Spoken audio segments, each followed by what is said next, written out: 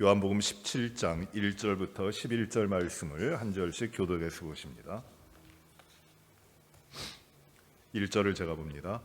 예수께서 이 말씀을 하시고 눈을 들어 하늘을 우러러 이르시되 아버지여 때가 이르렀사오니 아들을 영화롭게 하사 아들로 아버지를 영화롭게 하게 하옵소서.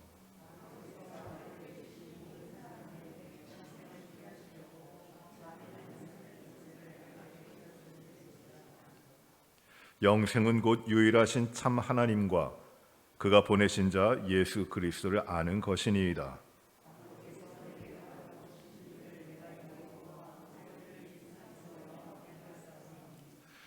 아버지여 창세전에 내가 아버지와 함께 가졌던 영화로서 지금도 아버지와 함께 나를 영화롭게 하옵소서.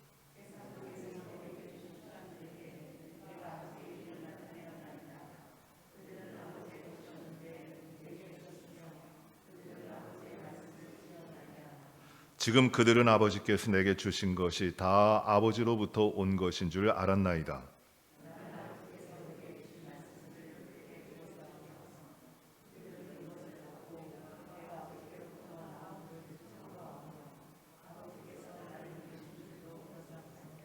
내가 그들을 위하여 비옵나니 내가 비옵는 것은 세상을 위함이 아니요 내게 주신 자들을 위함이니이다.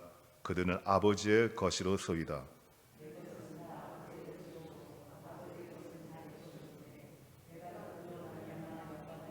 같이 봅니다.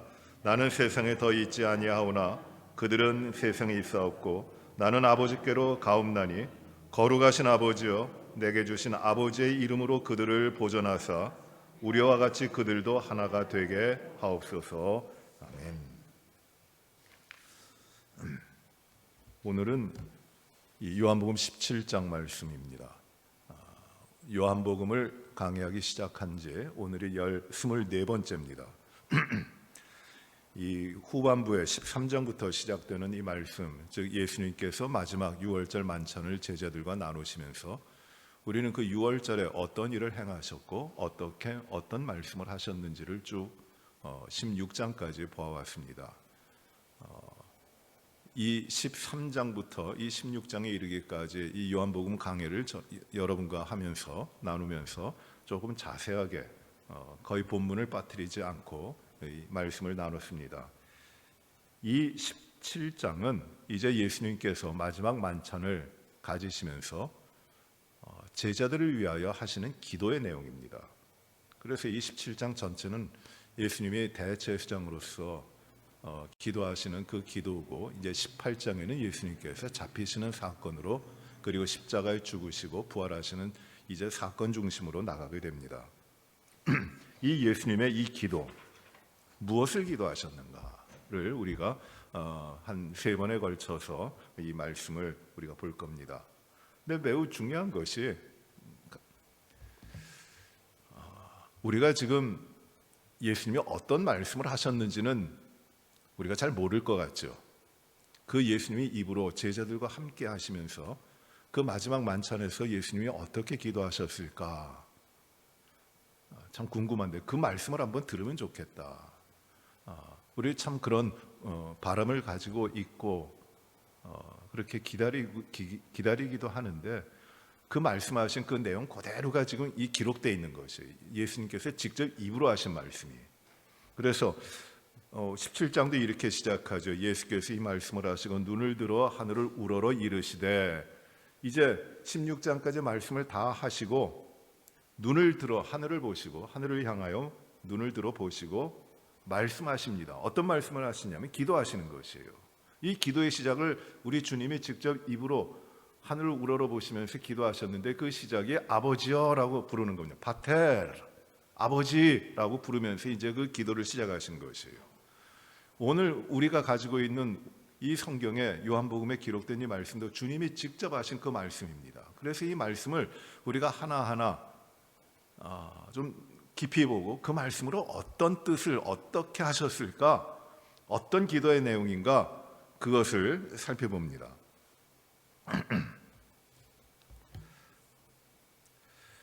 아버지여 이렇게 부르시고 주님이 때가 이르렀습니다 라고 합니다. 때가 이르렀습니다. 때라는 말은 어떤 시간이 이르렀습니다라는 것인데, 이 때라는 말은 이 호라라는 말인데, 어떤 그 정해져 있는 시간입니다. 그저 흘러가는 그 시간이 아니라 어떤 일이 일어나도록 정해져 있는 시간, 어떤 목적이 세워져 있는데 그 목적이 이루어지는 그 시간입니다. 아주 특정한 시간입니다.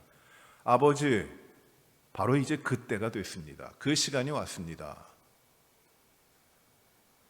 정하신 시간이 왔습니다. 마치 우리가 전쟁을 할 때 그 D-Day라고 있잖아요.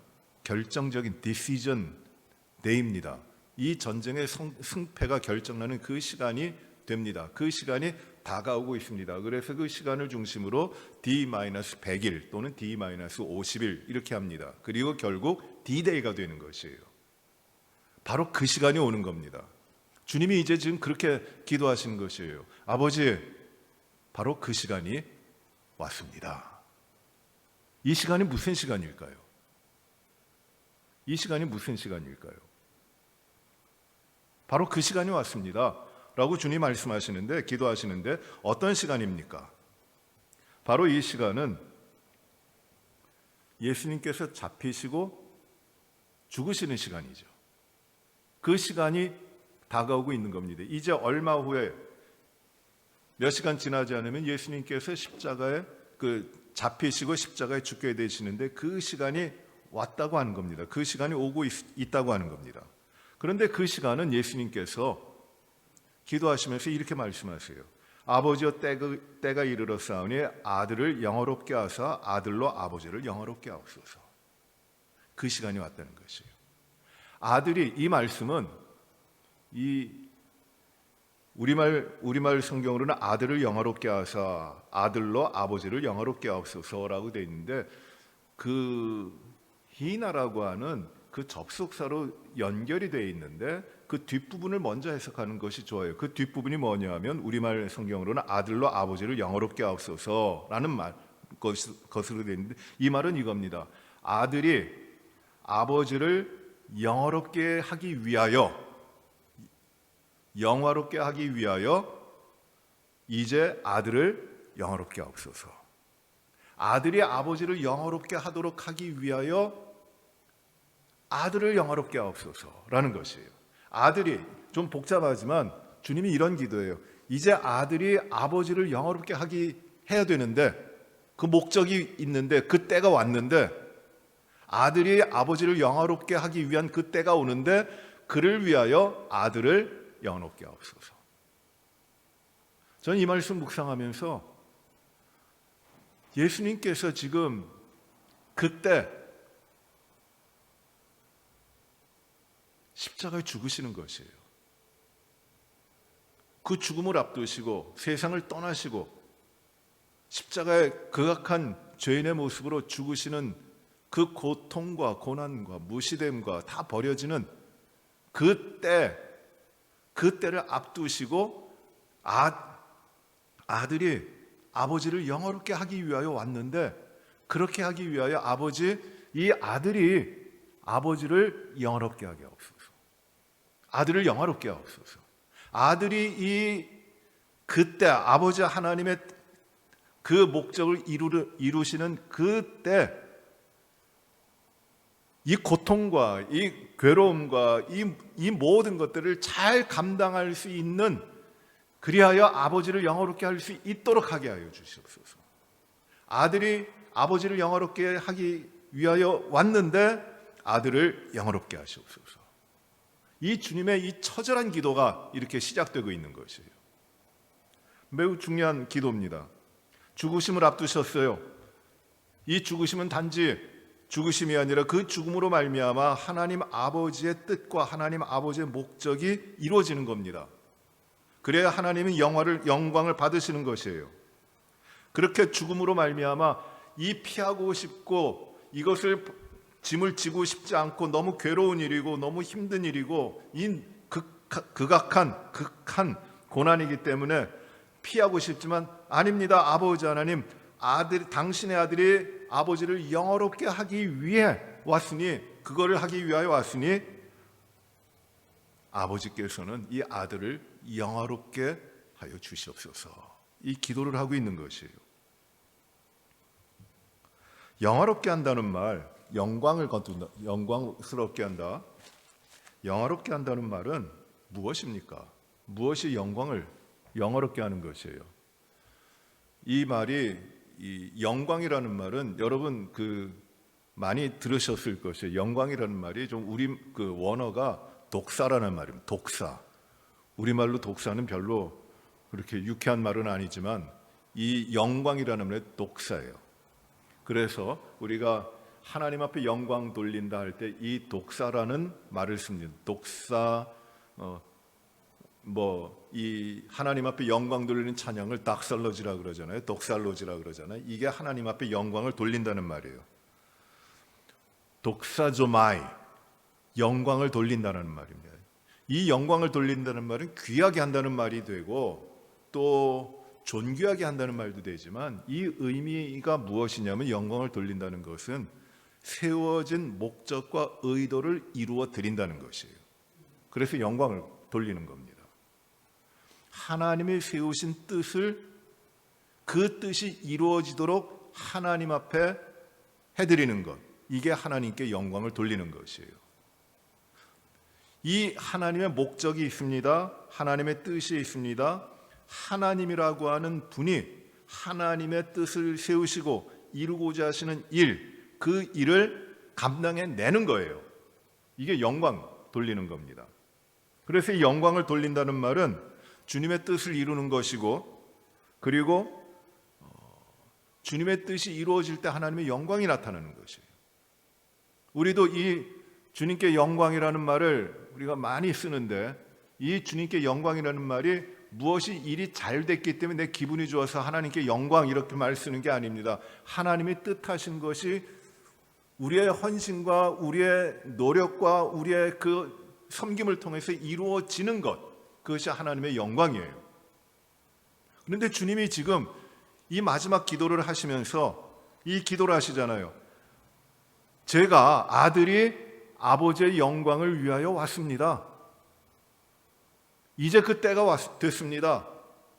아버지여, 아들을 영화롭게 하시옵소서.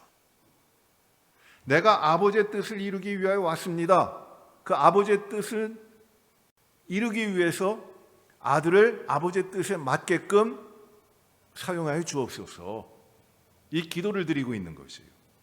아주 처절한 기도입니다. 왜냐하면 이것이 바로 십자가에 죽으시는 것이기 때문에. 예수님께서는 아버지의 뜻을 이루시기 위하여 십자가에 죽는 그 영광의 길로 가시는 것이에요. 아버지의 뜻을 이루는 그 길로 가시는 겁니다. 그러니 이 어렵고 괴롭고 힘든 길을 감당하게 해달라고, 아버지께 영광 돌리게 해달라고, 아들을 영화롭게 해달라고 기도하고 있는 것이에요. 그러면 오늘 우리가 이 기도 가운데 앞으로 이어지는 우리 주님의 이 마지막 대제사장적인 기도 가운데 가장 중요한 핵심이 2절에 나오는데, 그 아버지의 뜻이 무엇일까? 아버지께서 영광을 거두시기 위하여 그 아들을 보내시고 아들도 아버지의 영광을 구하게 해달라고 하는데, 그 아버지의 뜻, 영광을 거두시는 아버지의 뜻이 무엇인가? 그 말씀이 2절에 나오죠. 우리 2절을 같이 읽어봅니다. 시작. 아버지께서 아들에게 주신 모든 사람에게 영생을 주게 하시려고 만민을 다스리는 권세를 아들에게 주셨음이로소이다. 문장이 쉽죠? 우리가 쉽게 이해할 수 있습니다. 모든 사람에게, 아버지께서 아들에게 주신 모든 사람에게 영생을 주게 하시려고. 누가 영생을 주도록 하신다는 거예요? 아들에게.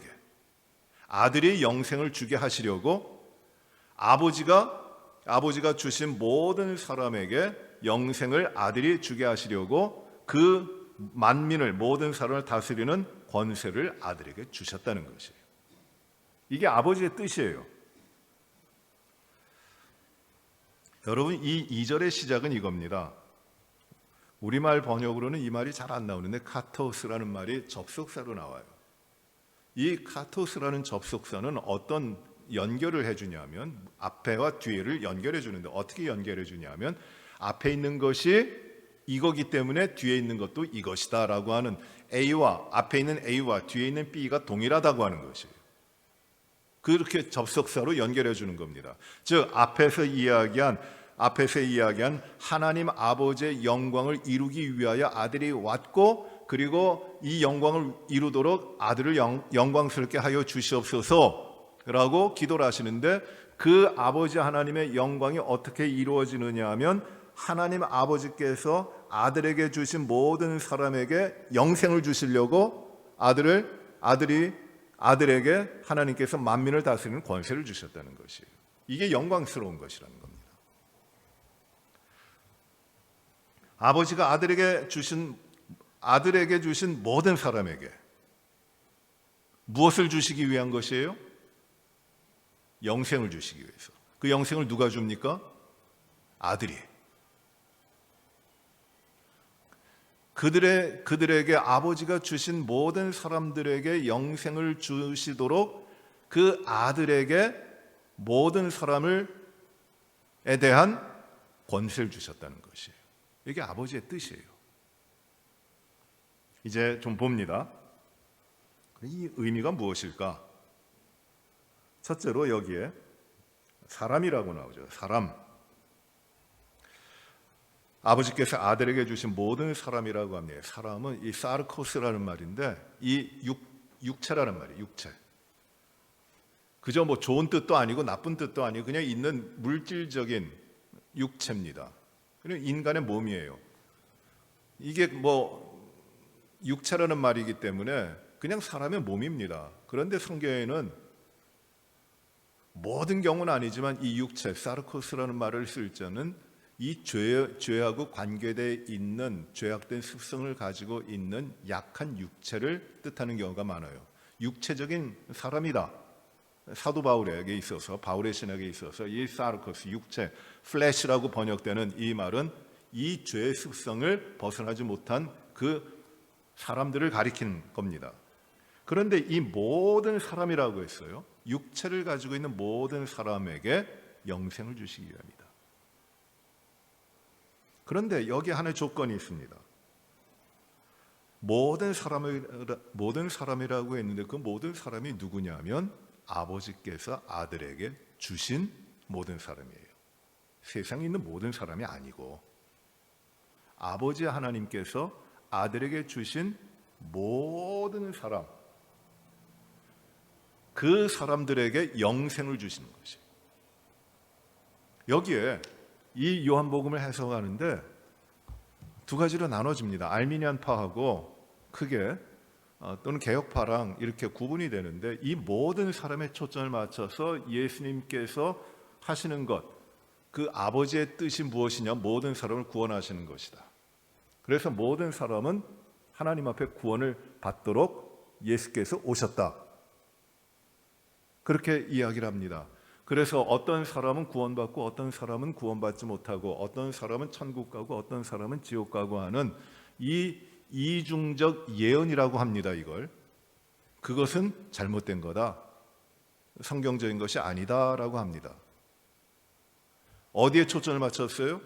모든 사람에게 맞춘 것이에요. 그런데 이 모든 사람이 세상에 있는 모든 육체를 가지고 있는 그 사람들을 뜻하는 것이 아닌 것이, 이 앞에는 분명히 한정하는 그 말이 나와요. 아버지께서 아들에게 주신, 한정적입니다. 차별 없이 모든 사람이 아니라 그 모든 사람은 어디에 모든 사람이냐면 아버지가 아들에게 주신 모든 사람이라는 것이 굉장히 한정적이에요. 알미니안주의자들은 구원에 대해서 논할 때 구원은 모든 사람이 받는 구원이기 때문에 예수 그리스도가 십자가에서 피 흘려서 대속하신, 죄를 씻으신 그 사람은 모든 사람들이다. 그래서 제한이 없다. unlimited atonement, 속죄, 예수님의 속죄가 있는데 그 속죄는 제한이 없이 모든 사람에게 열려 있는 것이다. 그렇게 이야기를 합니다. 그래서 이것이 나중에는 만민 구원론으로 나갑니다. 모든 사람이 구원을 받는다. 모든 사람, 하나도 예외 없이 모든 사람이 구원받는다.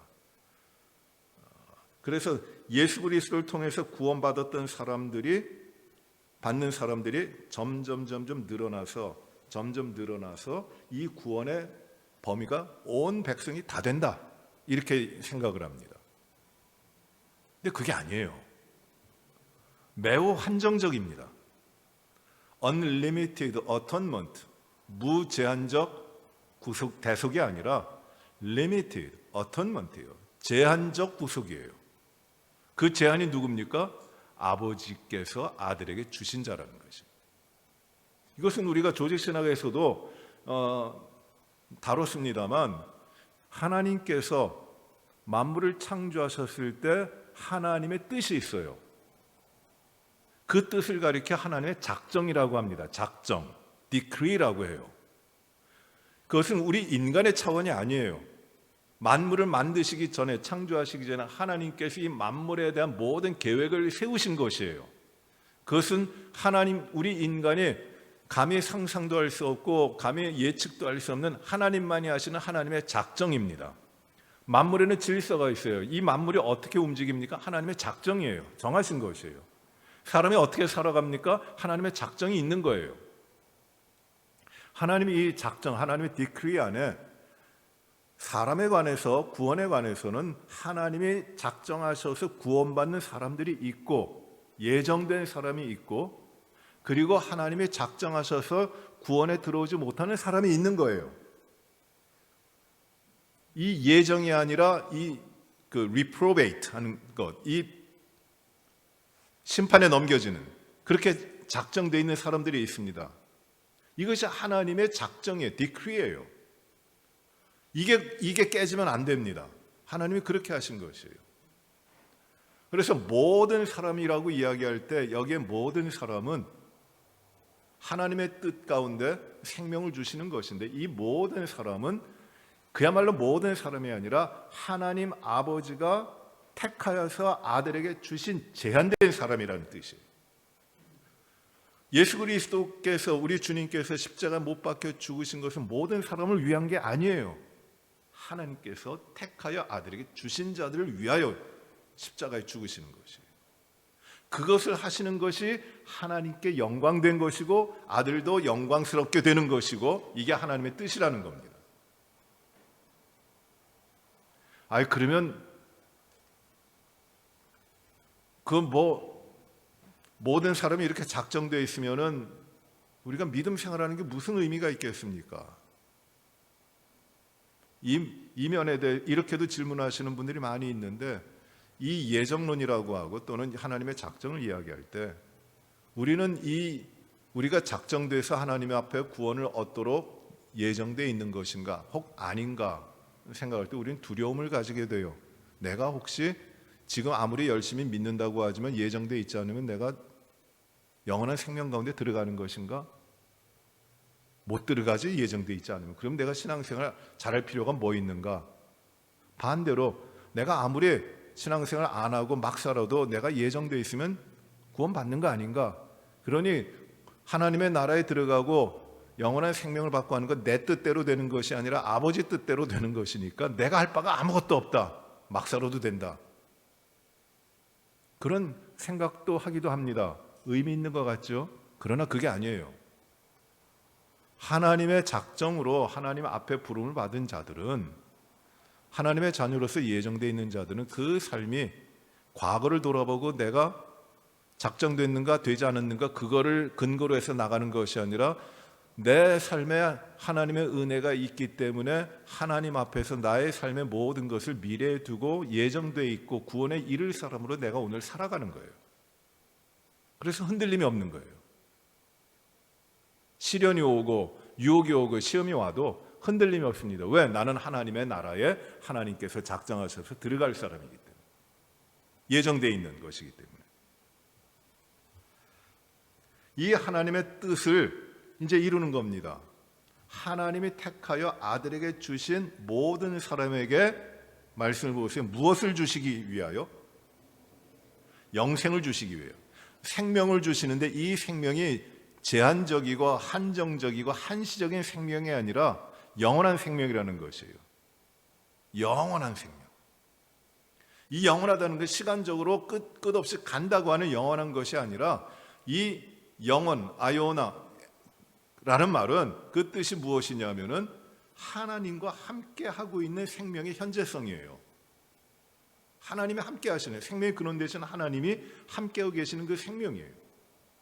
언제든지 그 하나님이 함께 하시는 것이 시간과 공간을 넘어가지고 그것을 하나님이 택하신 자들에게 주시기 위하여 거짓되고 한정적이고 한시적인 그 생명이 아니라 영원한 생명, 영생, 참된 생명을 주시기 위하여 오셨다는 것이에요. 이게 아버지 뜻인 겁니다. 우리 정리합시다. 하나님의 영광을 이야기하셨고 그 영광이 무엇이냐면은 아버지가 아들에게 주신 그 모든 사람에게 생명을 주시기 위한, 영원한 생명을 주시기 위한 것이다. 그것을 하시기 위하여 아버지는 아들에게 무엇을 주셨어요? 모든 사람에 대한 권세를 주신 것이에요. 권세. 여기 매우 중요한 말이 나와요. 권세. 엑수시아라는 말인데 권세. 얘는 권위를 가지고 다스리는 권세를 우리가 생각을 합니다. 그런 뜻이에요. 권세는 다스리는 것이고 이끄는 것이에요. 권위라고도 이야기할 수 있습니다. 그런데 이 권세는 이 말씀으로만 보더라도 아주 분명하게 그 뜻이 나옵니다. 권세가 무엇인가? 아버지가 아들에게 주신 권세는 왜 주셨습니까? 요한복음 1장에 12절 보시면 영접하는 자, 곧 그 이름을 믿는 자들에게는 하나님의 자녀가 되는 권세를 주셨다 그러죠. 이 권세예요. 그 권세가 무엇입니까? 이 요한복음 1장 12절에는 하나님의 자녀가 되는 그것이 권세예요. 이 하나님의 자녀가 된다고 하는 것, 되었을 뿐만 아니라 그 하나님의 자녀로 살아가는 것, 하나님의 자녀로 변화됐다고 하는 그것이 무슨 권세인가? 오늘 이 예수님의 마지막 그 기도 가운데 2절에 나오는 17장 2절에 나오는 아들에게 권세를 주셨다고 하시는데 이 권세는 무슨 권세인가? 왜 주셨어요? 예수님 분명히 말씀하십니다. 아버지께서 아들에게 주신 모든 사람들에게 영생을 주시기 위하여 아들에게 모든 사람에 대한 권세를 주셨다는 것이에요. 이 권세가 뭡니까 그러면? 권세가 뭐예요? 생명을 주는 게 권세예요. 예수님이 권세를 가지고 계시는데 그 권세는 높은 데 올라가서 명령하고 다스리는 그런 권세가 아니에요. 이 권세는 하나님이 주신 것인데 로마서 13장에 나와 바울이 말하는 바와 같이 모든 권세는 아버지 하나님께로부터 온 것인데 그 권세는 왜 하나님이 주셨냐면 그 권세가 꼭 해야 되는 것이 무엇이냐면은 바로 이거예요. 생명을 주기 위한 것이다. 잘 살도록 하는 것이다. 바르게 살도록 하는 것이다. 그거를 위하여 권세를 주셨다는 것이에요.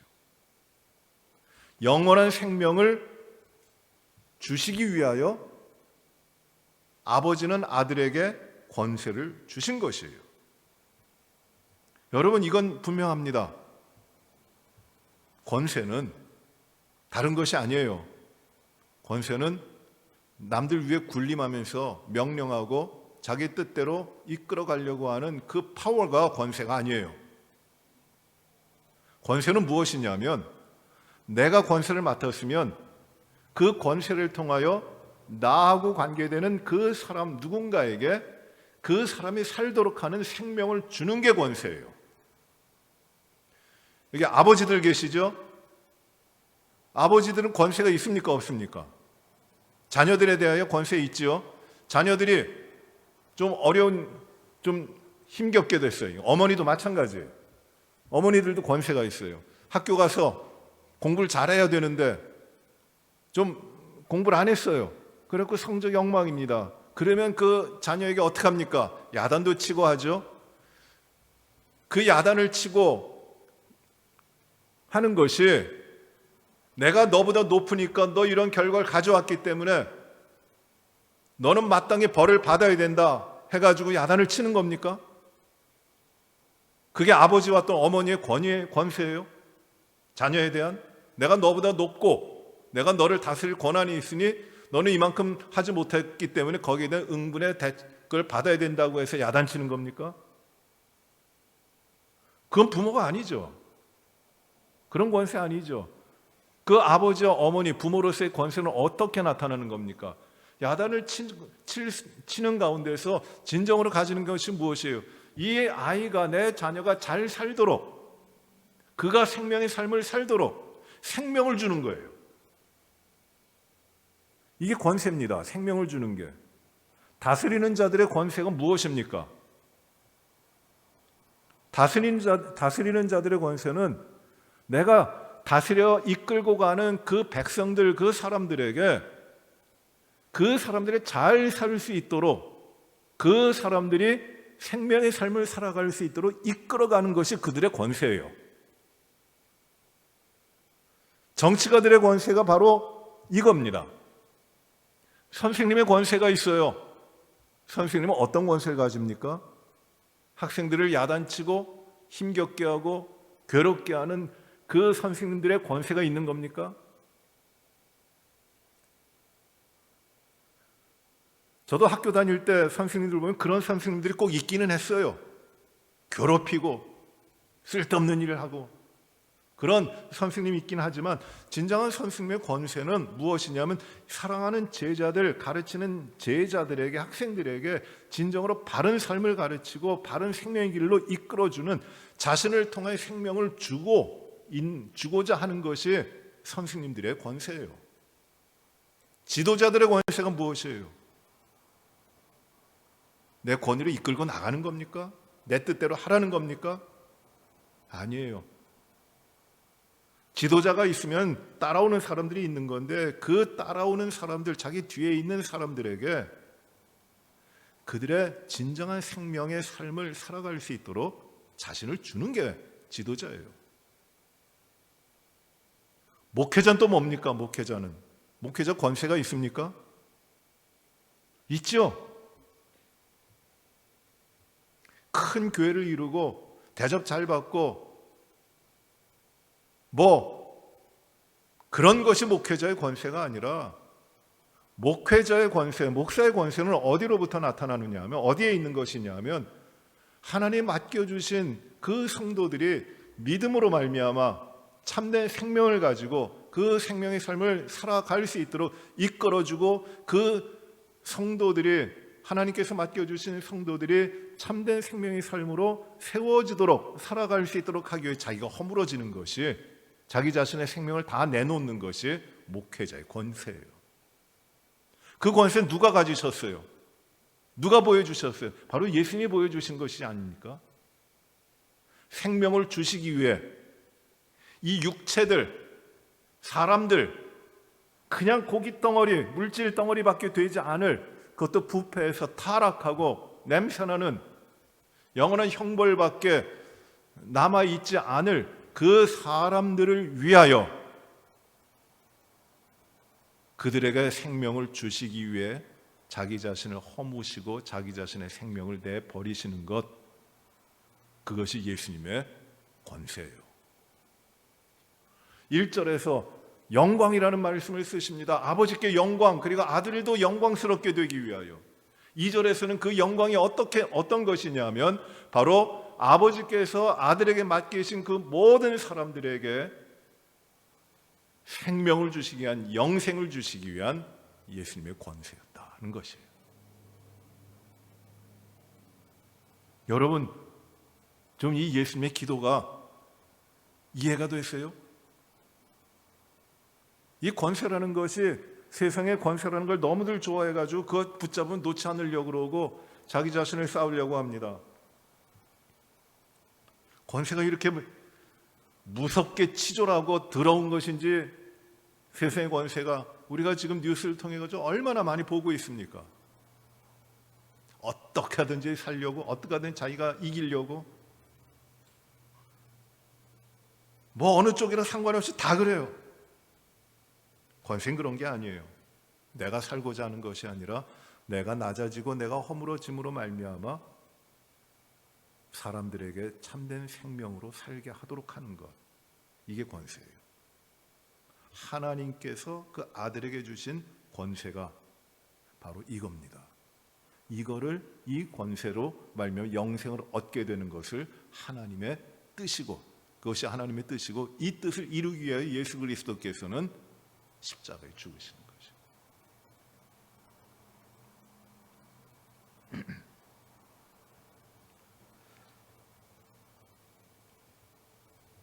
3절을 보세요. 영생은 곧 유일하신 참 하나님과 그가 보내신 자 예수 그리스도를 아는 것이니이다. 영생이 무엇이에요? 영생은 두 가지에 대한 아는 것이에요. 첫째는 무엇이에요?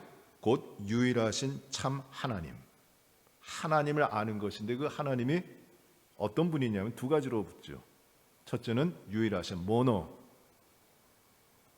두 개가 있는 게 아니라 하나, 오직 한 분이시라는 것이에요. 어떤 다른 것과 비교될 수 있는 게 아니에요. 이 당시에는 신들이 많았어요.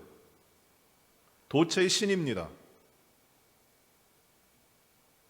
신상으로 세워놓고 믿기도 하는 신도 있지만 사람들은 자기 배가 신이고 자기 자신이 신이 된 거예요. 자기가 좋아하는 것들. 이 도처의 신들이 있어요. 그런데 참 유일하신 다른 신이 없다. 그분이 누구냐? 하나님이시다. 그리고 또 하나에 붙죠. 유일하신 참 진리신 알레테이아예요. 진리라는 말이에요. 모노 알레테이아 데온, 하나님, 오직 참되신 하나님을 아는 것, 이게 영생이다. 영생 그저 오래 사는 거 아닙니다. 사람이 죄 가운데 오래 살면 그것처럼 추한 거 없어요. 이 땅에서 썩어질 육신은 아주 오래 사는 것 얼마나 어려운 일입니까?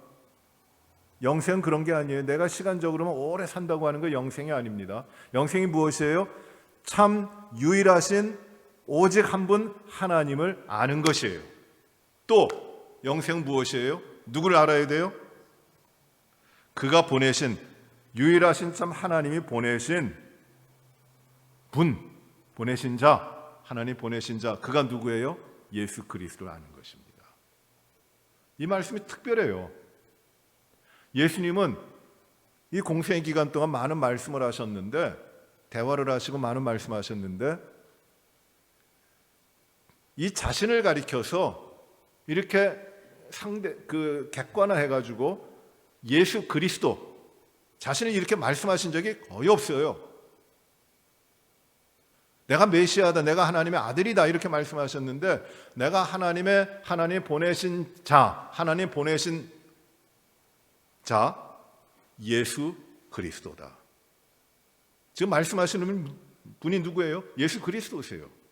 예수님이에요. 그런데 예수님이 이렇게 완전히 객관적으로 나는 누구냐? 하나님이 보내신 자 예수 그리스도다. 그를 믿어야 된다.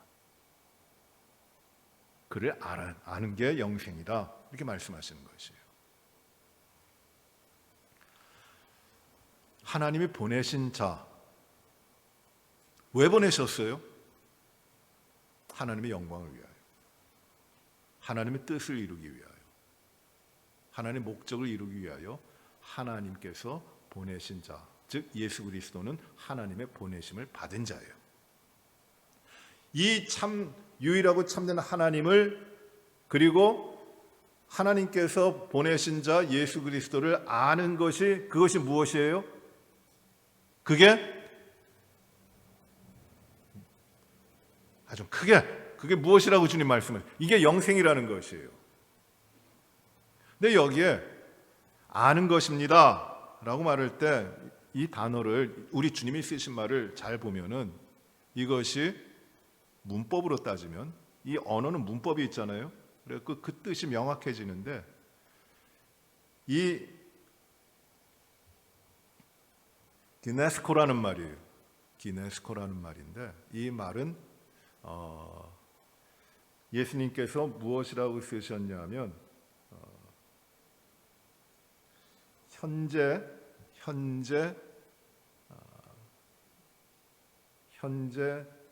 3인칭 복수 분사 수동태로 썼어요.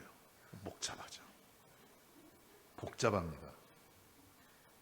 이 말씀 무엇이냐면 그들이 3절에 영생 곧 유일하신 하나님과 그가 보내신 예수 그리스도를 아는 것이라고 했는데 여기 주어가 빠졌어요. 누가 주어입니까? 이게 3인칭 복수예요. 그들이 하나님께서 아들에게 주신 모든 사람들이에요. 그러니 생명을 얻은 예수 그리스도로 말하면 생명을 얻은 자들이에요. 그들이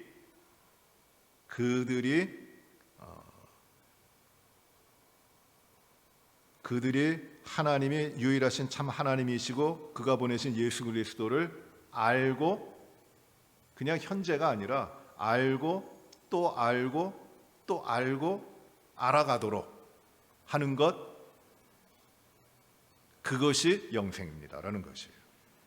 한번 알고 끝나는 게 아니라 알았기 때문에 또 알고 계속해서 또 알고 또 알고 그 아는 것 가운데 또 알고 하는 것. 이 말을 안다라는 말은 그냥 지식적으로 책을 읽어서 안다 이런 게 아니에요. 이 말이 언제 쓰였냐면 마리아가 천사가 와서 내가 이제 아들을 낳을 것이다. 깜짝 놀래죠, 마리아가. 왜?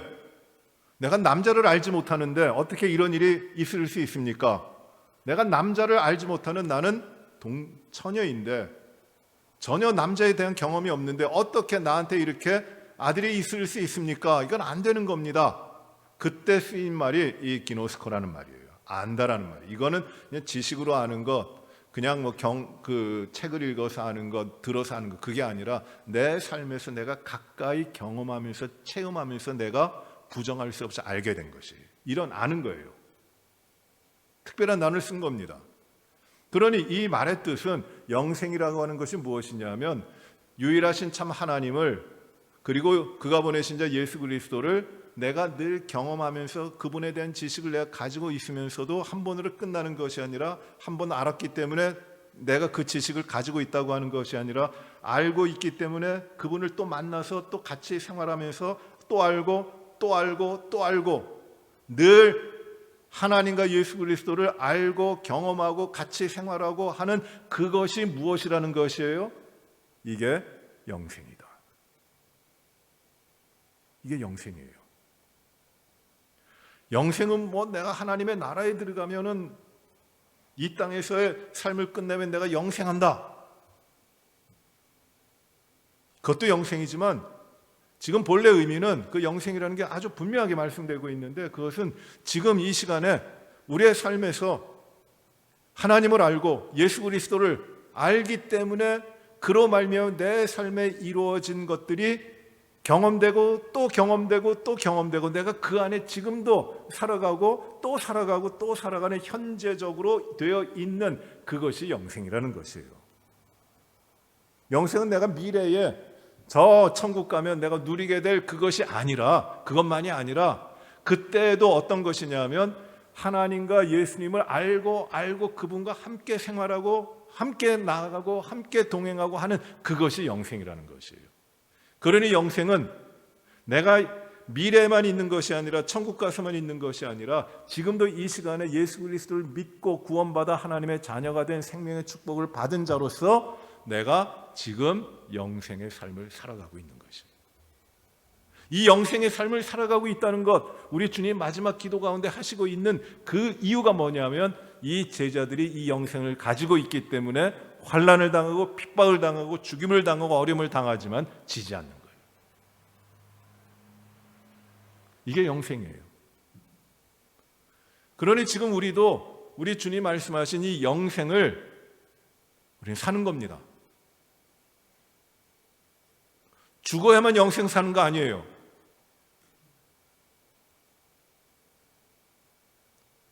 유일하신 참된 하나님, 그리고 그가 보내신 예수 그리스도를 내가 오늘도 알고 그와 함께하며 그분과 동행한다면 그 삶이 영생이에요.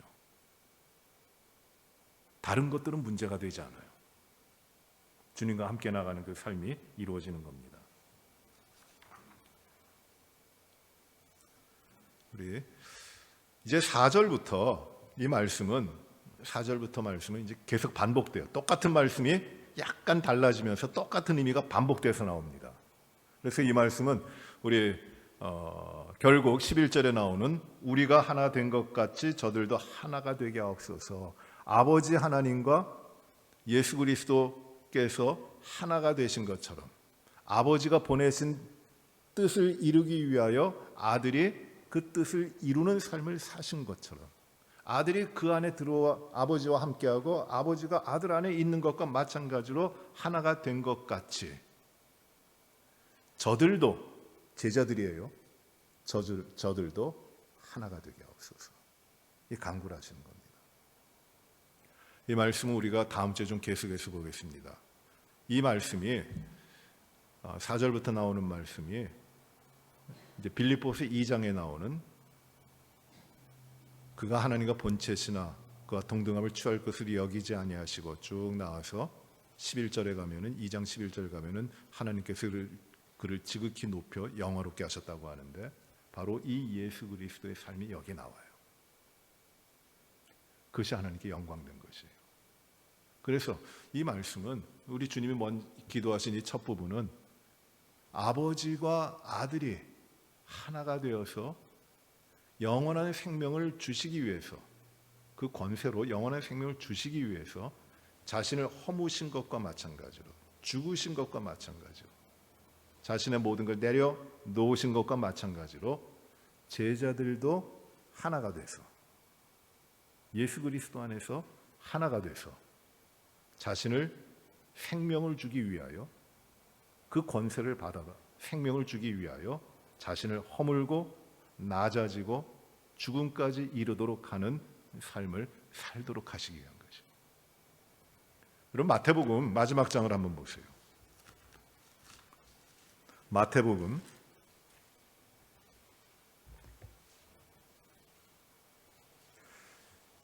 28장 18절 우리 주님이 이렇게 말씀하십니다. 승천하시기 전에 하시는 말씀이에요. 대위임입니다. 예수께서 나와 말씀하여 이르시되 하늘과 땅의 모든 권세를 내게 주셨으니 그러므로 너희는 가서 모든 민족을 제자로 삼아 아버지 아들과 성령의 이름으로 세례를 베풀고 내가 너희에게 분부한 모든 것을 가르쳐 지키게 하라. 볼지어다 내가 세상 끝날까지 너희와 항상 함께 있느니라 하시니라. 18절에 모든 권세를 주셨다고 하죠. 모든 권세를 하나님께서 내게 주셨어요. 그 권세가 무엇이에요? 주의 제자가 되도록 하시는 것이에요. 생명을 얻게 하시는 것이에요. 그 권세예요. 요한복음 1장 12절에 하나님의 자녀가 되는 권세와 같은 거예요. 예수님께서 오셔서 이 하나님께 위임받은 이 생명을 주는 권세를 내게 주셨다고 예수님께서 마지막에 기도하시는데 같은 거예요. 그래서 이 권세를 가진 자로 하나가 돼서 제자들이 이제 어떻게 살라는 건가? 너희들의 삶은 무엇인가? 우리가 아버지와 내가 하나가 된 것 같이 저들도 하나가 되게 하여 주옵소서. 생명을 나누는, 생명을 전하는 이 권세 가진 자로 하나가 되게 하여 주옵소서. 그 기도를 하고 계시는 거예요. 이게 오늘도 우리 주님께서 저와 여러분, 우리 믿는 택하심을 받은 자, 구원받은 자들을 위하여 하나님께서, 우리 주님께서 하고 계시는 기도예요. 저들도 우리처럼 하나가 되어 생명을 주는 권세 있는 자가 되게 하여 주옵소서. 그거를 우리가 오늘 이 말씀 가운데 찾아야 됩니다. 우리 다음 주에 좀 계속해서 보시고 그 다음 부분 기도로 넘어가겠습니다. 기도하십시다. 은혜로우신 아버지 하나님, 하나님께 영광되기 위하여, 하나님의 영광을 구하기 위해 하나님께서 맡겨주신 뜻을 다 이루어 드림으로 하나님의 아들에게 주신 그 모든 자들에게 아들이 생명을 주는 권세를 가지게 하셨습니다. 그 일을 위하여 십자가에 죽으시고 부활의 모든 권세, 사망의 모든 권세를 깨뜨리신 부활로 나오신 주님을 저희가 바라봅니다. 우리가 하나 된 것 같이 저희도 하나가 되게 하여 주시옵소서. 제자들을 위하여 기도하신 이 주님의 기도를 듣고 생명을 주기 위해 모든 것을 내려놓고 죽음에 이르기까지 섬기신 주님을 따라가게 하여 주시옵소서. 우리가 왜 살고 우리에게 무슨 생명이 있는지를, 우리가 살아가는 이유가 무엇인지를 오늘 말씀을 통해서 깊이 깨닫고 주여 주님의 생명을 많은 사람들에게 전하며 나눌 수 있도록 저희들이 주 앞에 우리의 삶을 드리게 하여 주시옵소서. 우리의 지체들, 우리 모든 성도들 주여 이 믿음으로 새롭게 하시고 강건하게 하시고, 주님 우리의 삶의 목적이 오직 이 주님의 부탁하신 영광스러운 삶에 있음을 깨닫고 진정으로 헌신하도록 하나님 인도하여 주시옵소서. 우리의 가정과 우리의 자녀들이 오직 예수 그리스도께서 우리의 삶의 주인 되심으로 하나가 되어 주의 뜻을 이루어 나가는 기쁨의 가정이 되게 하여 주시옵소서. 우리 교회가 다른 것 때문에 분주하지 않고 하나님 그리스도 예수 안에서 주님이 주신 생명의 권세를 주님과 함께 나누며 전하는 참된 교회를 이루어가도록 하나님 인도하여 주시옵소서. 모든 것을 주 앞에 감사를 드리오며 예수님 이름으로 기도하옵나이다. 아멘. 하늘에 계신 우리 아버지여, 이름이 거룩히 여김을 받으시오며 나라의 마옵시며 뜻이 하늘에서 이루어진 것 같이 땅에서도 이루어지이다. 오늘날 우리에게 일용할 양식을 주옵시고 우리가 우리에게 죄 지은 자를 사하여 준 것 같이 우리의 죄를 사하여 주옵시고 우리를 시험에 들게 하지 마옵시며 다만 악에서 구하옵소서. 회개의 나라와 권세와 영광이 아버지께 영원히 싸움나이다. 아멘.